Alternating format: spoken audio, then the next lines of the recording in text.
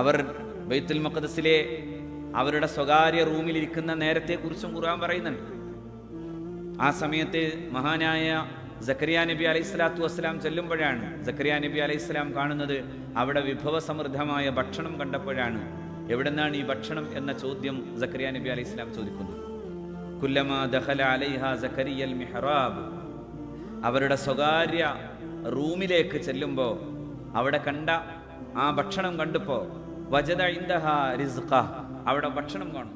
ആ സമയത്താണ് സക്കരിയ നബി ചോദിച്ചത്, യാ മറിയമു അന്നാ ലക്കി ഹാദാ, എവിടെന്നാ ഈ ഭക്ഷണം?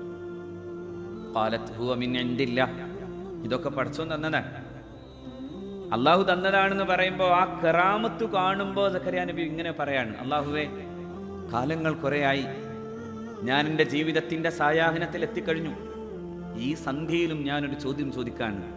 ഇവിടെ മറിയമിനായി ഇവിടെ ഈ സമയത്ത് ലഭ്യമാകാത്ത ഭക്ഷണം കൊണ്ടുവരാൻ കഴിഞ്ഞ അല്ലാഹ് എനിക്കൊരു കുഞ്ഞിനെ തരുമോ എന്നുള്ള ചോദ്യം ചോദിക്കുന്നുണ്ട്.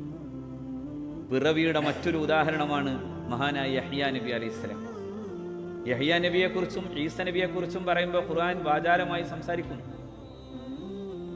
ഈസ നബിയുടെയും യഹ്യാ നബിയുടെയും മാതാക്കളും സഹോദരി പുത്രിമാരാണ്. അവർ തമ്മിലുണ്ടായിരുന്ന ബന്ധവും ഖുർആൻ അങ്ങനെ പറയുന്നു, ചരിത്രം അങ്ങനെ പറയുന്നു, ഹദീസുകളിൽ അങ്ങനെ കാണാനാവുന്നു. അതാണ് ജോൺ ദ ബാപ്റ്റിസ്റ്റ്, സ്നാപക യോഹന്നാൻ എന്ന് ബൈബിൾ പറയുന്ന ആ യോഹന്നാനെ, ജോൺ, ആ മഹാനായ യഹ്യാ നബി അലൈഹിസ്സലാമിനെ ഖുർആൻ വിശദീകരിച്ചു. ആ കുഞ്ഞു ജനിക്കുമ്പോഴും ഖുർആൻ പറഞ്ഞു, ആ കുഞ്ഞും സയ്യിദും ഹസൂറും, പരിവ്രാജകനും നേതാവും പ്രവാചകനുമായിട്ടാണ് അള്ളാഹു നിശ്ചയിച്ചത് എന്ന് അള്ളാഹു റബ്ബുൽ ഇസ്സത്ത് പറഞ്ഞു. ആ കുഞ്ഞിന്റെ ജന്മത്തെയും വിശദീകരിച്ചു. അതാണ് സക്കരിയ നബി അലൈഹി സ്വലാത്തു വസ്സലാമിന്റെ ചോദ്യം, അല്ലാഹുവേ, എനിക്കൊരു കുഞ്ഞിനെ തരണേ. റബ്ബി ഹബിലി മിൻ ലദുൻക ദുർരിയത്തൻ ത്വയ്യിബ, സുഗന്ധമുള്ള ഒരു കുഞ്ഞിനെ, ആത്മസായുജ്യം നേടാൻ കഴിയുന്ന ഒരു കുഞ്ഞിനെ എനിക്ക് നൽകണമേ എന്ന പ്രാർത്ഥനയാണ്.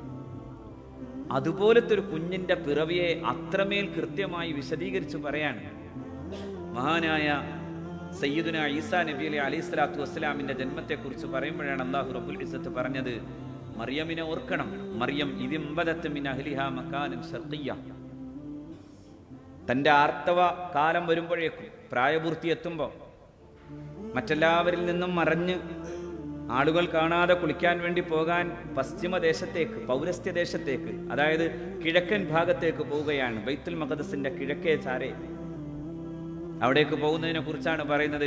അവരങ്ങനെ പോയി. ഫത്തഖദത് മിൻ ദൂനിഹിം ഹിജാബൻ, ഒരു മറയിട്ടിട്ട് അവിടെ നിന്ന് കുളിച്ചു. ഫർസൽനാ ഇലൈഹാ റൂഹന, നാം അപ്പോഴേക്കും നമ്മുടെ ആത്മാവിനെ, എന്നാൽ നമ്മുടെ പരിശുദ്ധാത്മാവാകുന്ന ജിബ്രീൽ അലൈഹിസ്സലാമിനെ വിട്ടു. ഫതമസ്സല ലഹാ ബശറൻ സവിയ്യൻ, ഒരു പുരുഷാകൃതി പൂണ്ടുകൊണ്ടാണ് മഹാനായ ജിബ്രീൽ അലൈഹിസ്സലാം ചെല്ലുന്നത്. ഖാലത് ഇന്നി അഊദു ബിർറഹ്മാനി മിൻക ഇൻ കാന തഖിയ്യ ഇൻ കുൻത തഖിയ്യ.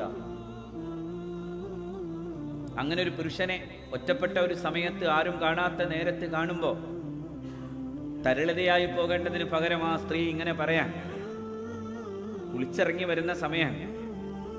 ആ സമയത്താണ് ഒരു സ്ത്രീയുടെ മുമ്പിലേക്ക് ഒരു പുരുഷാകൃതനായിട്ടുള്ള, പുരുഷാകൃതി പൂണ്ട ഒരാൾ വരുന്നത്.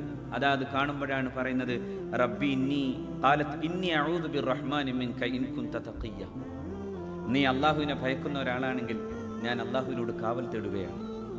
കാരണം ഞാൻ അങ്ങനെ ഒരു സ്ത്രീയല്ല. അത്തരമൊരു സ്ത്രീയാണ് എന്ന ഭാവേനയാണ് വരുന്നതെങ്കിൽ അത്തരമൊരു സ്ത്രീയല്ല. ഞാൻ അള്ളാഹുവിനെ പേടിക്കുന്ന, നിങ്ങളും അള്ളാഹുവിനെ പേടിക്കുന്നുവെങ്കിൽ അകന്നു പോകേണ്ട. ഒരിക്കലും എന്നെ സ്പർശിക്കാനോ എന്നെ ഉപദ്രവിക്കാനോ നിങ്ങളുടെ ഇംഗിതം നടപ്പിലാക്കാനോ വേണ്ടി ശ്രമിക്കാത്ത വിധം പോകേണ്ട. അങ്ങനെ ഒരു സ്ഥലത്താണ് ഞാൻ നിൽക്കുന്നത് എന്നായിരുന്നു. അപ്പോൾ ഖാല ഇന്നമാന റസൂലു റബ്ബിക ലി അഹബ ലകി ഗുലാമൻ സക്കിയ്യ, നിനക്ക് പരിശുദ്ധനായൊരു കുഞ്ഞിനെ തരാൻ അള്ളാഹു എന്നെ നിശ്ചയിച്ച് പറഞ്ഞു വിട്ടതാണ് എന്ന് സയ്യിദുനാ ജിബ്രീൽ അലൈഹിസ്സലാം. എന്ത് രസമുള്ള പ്രയോഗമാണെന്നറിയാം. ലി അഹബ ലകി ഗുലാമൻ സക്കിയ്യ, പരിശുദ്ധനായ കുഞ്ഞ്. ആ കുഞ്ഞിൻ്റെ പിറവി ഏത് സമയമാണ്, എന്താണ് എന്നൊക്കെ ചരിത്രപരമായ ഒരുപാട് തർക്കങ്ങൾ നടക്കുന്നുണ്ട്. ഞാൻ ആ വിഷയങ്ങളിലേക്ക് വിശദമായി പോകുന്നില്ല. പക്ഷേ ആ കുഞ്ഞിനെ സമ്മാനിക്കാൻ പോകുന്ന സമയത്തെക്കുറിച്ചാണ് അള്ളാഹു പറയുന്നത്. ഖാലത് അന്നാ യകൂനു ലീ ഗുലാം വലം യംസസ്നി ബശർ വലം അകു ബഗിയ, എങ്ങനെ എനിക്കൊരു കുഞ്ഞുണ്ടാവുന്നത്? വലം യംസസ്നി ബശർ, ഇതുവരെ ഒരു പുരുഷൻ എന്നെ തൊട്ടിട്ടില്ല. ഒരു പരപുരുഷ സ്പർശനമേൽക്കാത്ത വിധം ഞാൻ നേരത്തെ പറഞ്ഞതുപോലെ ഒരു അനാകൃത പുഷ്പം പോലെ, ഒരു അചുംബിത പുഷ്പം പോലെ നിൽക്കുന്ന ആ മഹിളാമണിയുടെ നിഷ്കളങ്കമായ ചോദ്യമാണ്, എങ്ങനെ എനിക്ക് കുഞ്ഞ്? വലം യംസസ്നി ബശർ, എനിക്ക് അങ്ങനെ ഒരു പുരുഷ സ്പർശം ഉണ്ടായിട്ടില്ലല്ലോ. അപ്പൊ പറഞ്ഞു, ഖാല കദാലിക ഖാല റബ്ബുക് ഹുവ അലയ്യ ഹയ്യുൻ വലിനജഅലഹു ആയത്തൻ ലിന്നാസി വറഹ്മത്തൻ മിന്ന വകാന അംറൻ മഖ്ദിയ. അതൊക്കെ അള്ളാഹുവിന്റെ തീരുമാനമാണ്, പടച്ച റബ്ബിന്റെ തീരുമാനം. ആ തീരുമാനം വളരെ എളുപ്പം അള്ളാഹു നടപ്പിലാക്കും. മാത്രവുമല്ല, അത് എല്ലാ കാലത്തെയും ദൃഷ്ടാന്തമാണ് എന്ന് മാത്രമല്ല, അത് സമൂഹത്തിന്റെ റഹ്മത്താണ് എന്ന് പഠിപ്പിക്കാം. ഈസാ അലൈഹിസ്സലാം ഒരു റഹ്മത്താണ്. അദ്ദേഹത്തിന്റെ ജീവിതത്തിന്റെ ചരിത്രത്തിലും ആ കാരുണ്യമുണ്ടായിരുന്നു. നിരന്തരം കാരുണ്യ പ്രവാഹമായിരുന്നു സയ്യിദുനാ ഈസാ അലൈഹിസ്സലാം. പ്രവാചകൻ സല്ലല്ലാഹു അലൈഹി വസല്ലം അത് പറയുന്നു. മഹാന്മാരായ പണ്ഡിതന്മാർ ആ ചരിത്രമൊക്കെ വിശദീകരിക്കുമ്പോൾ, ഒരു ചത്ത ആടിന്റെ അടുക്കലേക്ക് അനുയായികളൊക്കെ പോയിട്ട് അതിനെ വൃത്തികേട് പറയുമ്പോൾ, അതിൻ്റെ പല്ലു നോക്കൂ എത്ര സുന്ദരമാണെന്ന് പറയുന്ന, അങ്ങനെ ഒരു സൃഷ്ടിയെയും കുറിച്ച് ഒന്നും മോശമായി പറയരുതേ എന്ന് പഠിപ്പിക്കുന്ന കാരുണ്യത്തിന്റെ ഒരു അക്ഷയനിധിയായിരുന്നു സയ്യിദുനാ ഈസാ അലൈഹിസ്സലാം. മഹാനായ ഈസാ നബി അലൈഹി സ്വലാത്തു വസ്സലാമിന്റെ ജീവിതത്തെ അങ്ങനെ തന്നെയാണ് പരിശുദ്ധ ഖുർആൻ വിശേഷിപ്പിച്ചത്. മറിയം റളിയല്ലാഹു തആല അൻഹയുടെ പ്രസവകാലവും അതാണ്. ആ പ്രസവം അടുക്കുന്ന നേരം അള്ളാഹു പറയുന്നു, ഫഅജാഅഹൽ മഖാദു ഇലാ ജദിഇൻ നഖ്ല. പ്രസവ വേദന കൊണ്ട് ഒരു ഇത്തപ്പഴത്തിന്റെ ചുവട്ടിലേക്ക് ചെല്ലുന്നു, ഇത്തപ്പന മരത്തിന്റെ ചുവട്ടിലേക്ക്. അതിനു മുമ്പ് ഭക്ഷണമൊക്കെ നേരെ കൊടുത്ത അതേ പടച്ച തമ്പുരാൻ തന്നെ താഴോട്ട് ഇറങ്ങിപ്പോയി അവിടെ കാണുന്ന ഒരു ഈത്തപ്പന ഒന്ന് പിടിച്ചു കുലുക്കാൻ വേണ്ടി ആവശ്യപ്പെടാൻ.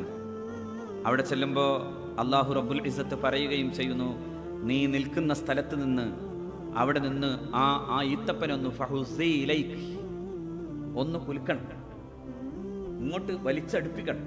അങ്ങനെ വലിച്ചടുപ്പിക്കുമ്പോൾ നിന്നിലേക്ക് ആ പഴങ്ങൾ ചാടുന്ന സമയമുണ്ടാവും. ഒരു ഉണങ്ങി നിന്നിരുന്ന ഈത്തപ്പന പെട്ടെന്ന് ആ കൈ തൊടുമ്പോഴേക്കും ഒരു പരിശുദ്ധ സ്ത്രീയുടെ കൈ ഒന്ന് തൊട്ടപ്പോൾ, ആ പരസ്പർശം ഉണ്ടാകുമ്പോൾ, ഊഷരമായി പോയ ഒരു മരുക്കാട് എങ്ങനെയാണോ പെട്ടെന്ന് തളിരിടുന്നത്, അതുപോലെ തളിരിടുന്ന പോലെ ഒരു ഉണങ്ങിപ്പോയ ഒരു മരം പെട്ടെന്ന് ഫലവത്തായി നിൽക്കുന്ന കാഴ്ച കാണുന്നു എന്നാണ് ചരിത്രകാരന്മാർ പറയുന്നത്.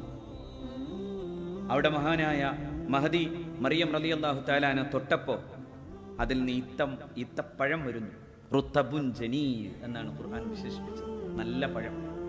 ഇന്നും പലസ്തീനിൽ ചെന്നാൽ കിട്ടുന്ന മാംസളമായ പഴം കാണും. ഒരു പക്ഷേ മറ്റ് മധ്യേഷ്യൻ ഭൂവിഭാഗങ്ങളിൽ ഒന്നുമില്ലാത്തത്ര മനോഹരവും മാംസളവുമാണ് ആ ഈത്തപ്പഴം.